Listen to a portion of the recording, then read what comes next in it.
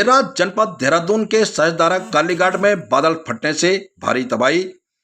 जनपद में इस तबाही से कम 10 लोगों के मरने की खबर। संपूर्ण पचौदून क्षेत्र में जनजीवन हुआ अस्त व्यस्त। आपको बता दें कि उत्तराखंड की राजधानी देहरादून में सोमवार रात से आसमानी आफत बरस रही है। जनपद देहरादून के कालीघाट सहजदारा क्षेत्र में बादल फटने से सहजदारा आसपास क्षेत्रों में भारी नुकसान की खबरें हैं।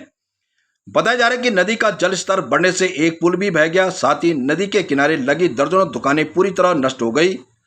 आज सुबह जैसे ही आपदा की सूचना मिली, जिला प्रशासन देहरादून ने त्वरित कार्रवाई की, जिसकी कमान स्वयं जिलाधिकारी देहरादून सबिन बंसल ने संभाली तथा संबंधित विभागों के साथ तत्काल बचाव राहत कार्य शुरू किया।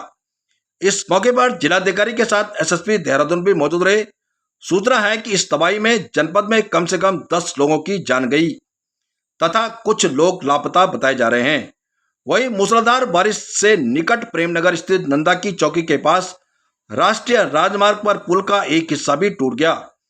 पुल के टूटने से पचौदून क्षेत्र के सेलाकोई, सहसपुर, विकासनगर, जौनसार बाबर, यमुना घाटी की जनता का आवागमन बाधित हो गया।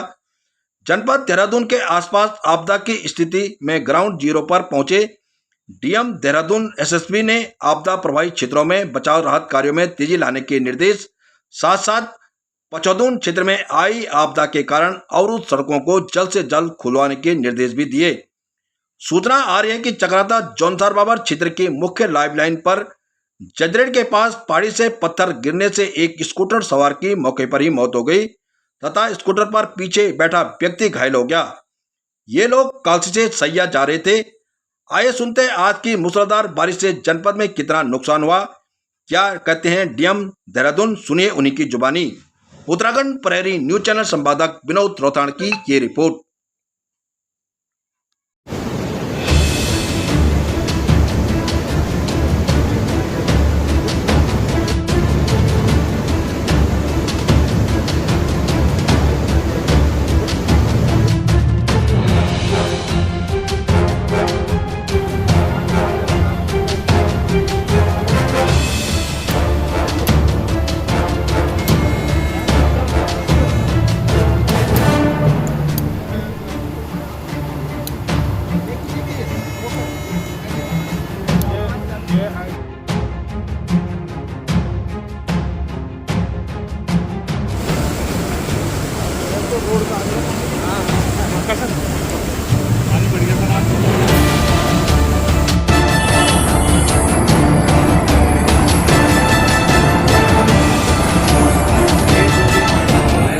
ये भले ही यहाँ पे डैमेजेस हुए हैं, लेकिन एक ऑल्टरनेटिव रूट्स हमारे लिए हर जगह का है।